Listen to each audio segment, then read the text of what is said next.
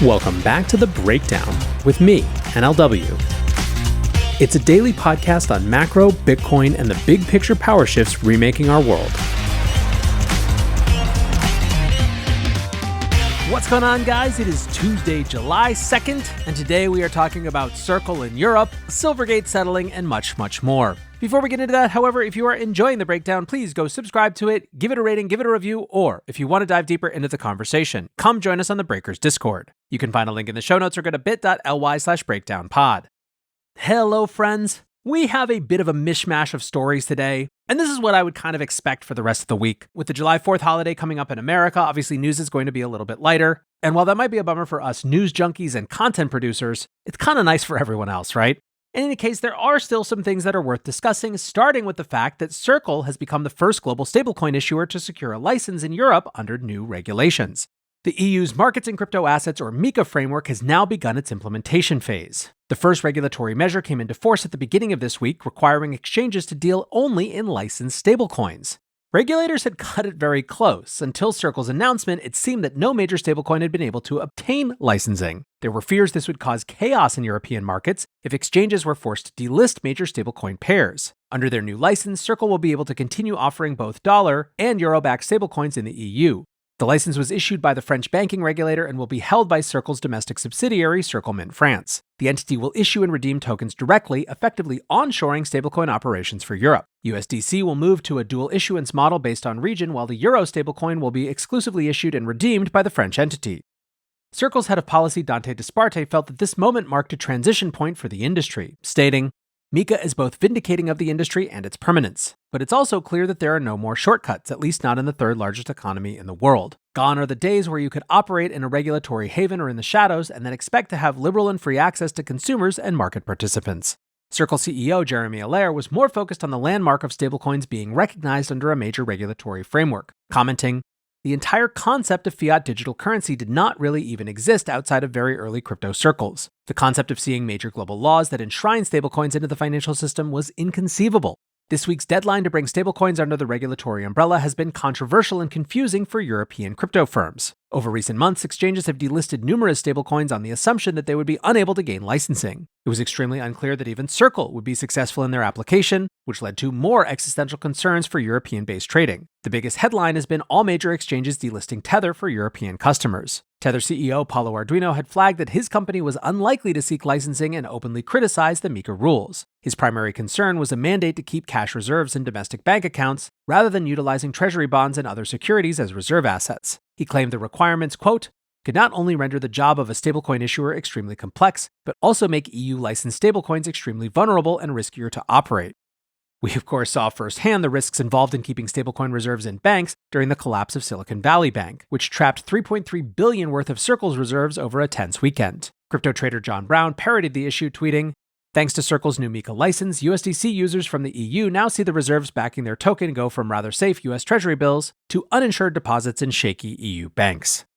MiCA also contains restrictions that may not be suitable for larger stablecoins. If a stablecoin has more than 200 million euros worth in circulation or is being used to clear over 1 million transactions per day, further issuance is prohibited. This provision only applies to stablecoins which are, quote, used widely as a means of exchange, so might not be applied to trading activity. It seems as though the aim is to ensure that privately issued stablecoins don't compete with the European CBDC. It's unclear how Circle plans to deal with the restriction at this stage. It could imply that European-based tokens are accounted for separately to stablecoins issued in the rest of the world. However the separation is handled, Circle was clear that stablecoins will remain fungible between jurisdictions. Aside from size limitations, there was also speculation that MiCA would be used to promote euro-backed stablecoins over their more popular dollar equivalents. With Circle gaining licensing for both dollar and euro-backed stablecoins, that speculation now appears to be unfounded. Moving back over to the US, Silvergate Bank has settled charges with the SEC, the Federal Reserve, and the California Department of Financial Protection and Innovation. The regulators alleged that the failed crypto-friendly bank had not maintained a proper anti-money laundering program and made misleading disclosures about the program's efficacy. Silvergate's parent company agreed to pay a total of $63 million in fines. In addition to the fines, multiple senior executives agreed to a 5-year ban on being officers or directors in a public company. Silvergate will also surrender its banking charter.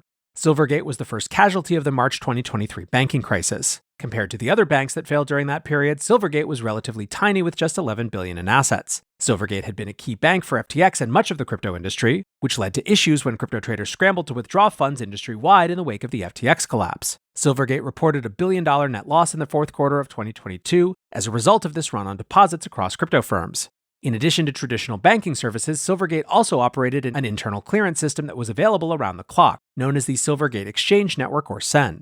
The core allegation from the SEC complaint was that Silvergate failed to detect nearly $9 billion worth of suspicious transactions made by FTX. The complaint said, for most of 2021 and 2022, the bank had not conducted appropriate automated monitoring of its preeminent product, the SEN, the Silvergate Exchange Network. The SEN was a key mechanism for the bank's crypto asset customers to transfer funds amongst themselves and was tailor-made to attract crypto asset customers. But the bank failed to adequately or automatically monitor for suspicious activity, approximately $1 trillion in banking transactions that occurred on the SEN. According to the complaint, automated monitoring of the SEN was only activated in September 2022. The allegations also claim that FTX customers had been instructed to wire money to an account held by Alameda Research at Silvergate. Silvergate had received a warning from bank examiners that their monitoring was inadequate, but no risk factors associated with the SEN were disclosed in public SEC filings. The complaint features extensive quotes from Silvergate officers discussing difficulties with monitoring the SEN. The internal transfers apparently did not fit into existing risk monitoring frameworks. The bank's COO was quoted as saying, "We have known of this issue and either we have established other controls to account for it or we haven't and we have to take our lumps." SEC Director of Enforcement Gurbir Grewal said, rather than coming clean to investors about serious deficiencies in its compliance program in the wake of the collapse of FTX, they doubled down in a way that misled investors about the soundness of the programs. Now, while the former CEO and COO agreed to settle the SEC matter, former Chief Financial Officer Antonio Martino is denying the allegations. In a statement from attorneys, he said the accusations are tied to events in a single quarter of 2022 and relate to, quote, judgment-driven decisions. He added, "The allegations made by the SEC are unfounded and irresponsible, and I look forward to presenting my case in court and clearing my name." Silvergate's statement claimed that all banking customers have been repaid as of November 2023 and that banking activities ceased shortly afterwards. They said that the settlements, quote, are part of the bank's continued orderly wind down and successfully conclude investigations by the Federal Reserve, DFPI, and SEC. Hello, friends. Before we get back to the rest of the show, I want you to join me at Permissionless. Permissionless is a conference for crypto natives by crypto natives. And the reason it's so important this year is that despite regulators' best attempts to push industry founders, devs, and executives out of the US remains the beating heart of crypto. Today, the tide is turning. Policymakers have pivoted from fighting crypto to embracing it, which will lead to the creation of new financial products, new applications, and ultimately new adoption. Permissionless is a conference for those using and building on-chain products. It's home to the power users, the devs, and the builders. And what's more, I'm going to be there. The location is Salt Lake City. The dates are October 9th to the 11th, and right now tickets are just $199. Towards the end of the month, they are going up to $499. And if you want 10% off, use code BREAKDOWN10 when you check out. If you go to the Blockworks website, blockworks.co, there will be lots of information about how to register. And again, use code BREAKDOWN10 to get 10% off. One upside of all the political chaos that we have, of course, been covering on the show is that Polymarket has recorded its first month of volumes above 100 million on the back of heavy activity around political outcomes. The prediction market now has $200 million worth of bets on the outcome of the presidential election. The same amount is spread across various other U.S. political markets, including increased speculation on whether President Biden continues as the Democrat nominee. According to data from Dune Analytics, 111 million in wagers were placed last month, almost doubling the previous record that was set in May. The past 6 months have been the most successful in the platform's 4-year history. Volumes increased tenfold in January as the platform hosted markets on various aspects of the Bitcoin ETF launch. Since then, the platform has become ubiquitous in reporting around political outcomes. The betting markets have become invaluable to political reporters who can now quote real-time odds after major events. In a recent report, Bernstein analysts noted, quote, "By bringing transparency and building liquid and efficient election markets, Polymarket is ironically leading to greater appreciation of the technology and its significance to politics." This notion of transparency and public sentiment feels like it's already having a major impact on US politics. Following last week's debate, political strategists didn't need to wait a week to get polling numbers in. They could simply watch the odds move on Polymarket. Coinbase engineering lead Yuga Kohler commented on how important this element of prediction markets is, writing, "Prediction markets are the purest technology manifestation of liberal democracy. They take free markets and free speech as inputs and output truth. In an age when centralized control of information is a systemic risk, prediction markets offer a way of cutting through misleading narratives and viewing the unvarnished truth. Prediction markets are freedom-preserving technology that moves societies forward." Still, the new wave of success for Polymarket could raise the attention of regulators. Betting on elections is illegal in the US, which is one of the reasons that Polymarket has been able to aggregate so much volume. The company has already had a close call with the CFTC, which has become the ill-fitting regulator of prediction markets.